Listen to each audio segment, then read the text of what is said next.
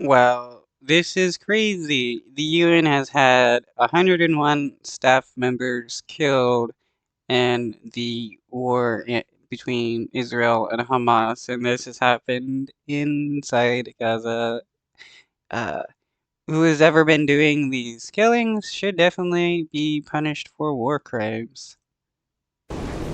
Some were killed queuing for bread, others died along with their families in their homes. Some were teachers, some were nurses, some doctors, administrators, engineers. All were employees of the UN Agency for Palestinian Refugees, UNRWA. And on Monday, UN flags around the world were lowered in tribute to them. This was the minute's silence in Geneva. Over the last month, 101 of our colleagues have lost their lives in Gaza. This is the highest number of aid workers killed in the history of our organization in such a short time. When Israel began bombing Gaza on October the 7th, tens of thousands of people sought shelter in the agency's facilities. More than 760,000 people are now sheltering in them, many in schools. The agency provides Israel GPS coordinates to all its locations.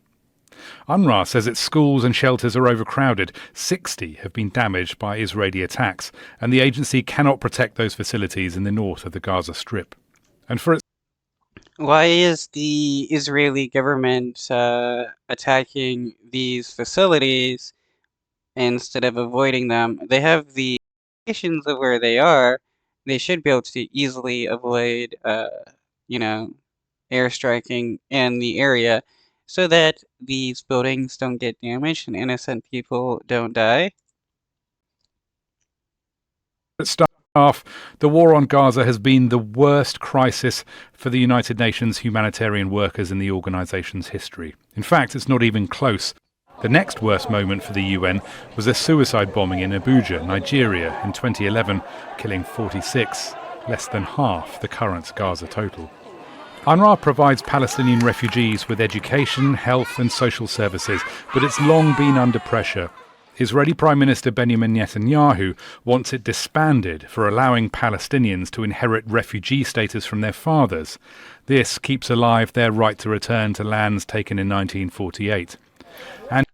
So Netanyahu doesn't want people to be able to return to lands that the Israeli government took. That is wild. And in 2018, President Donald Trump cut US funding for UNRWA, plunging it into financial crisis. But nothing compares to the carnage of recent weeks. UNRWA and others are party to evidence.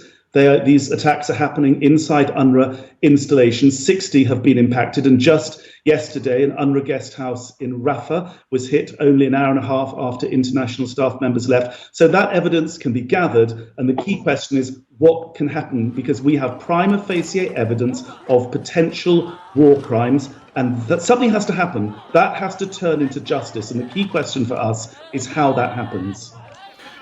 If it is actually the Israeli government that are attacking UN members, staff members, it's definitely going to their approval in the international community to fall, knowing that the Israeli government is committing war crimes and killing humanitarian aid workers. Put plainly, what is happening to UNRWA's staff is the same as what's happening to the people of Gaza. Rory Challens, Al Jazeera.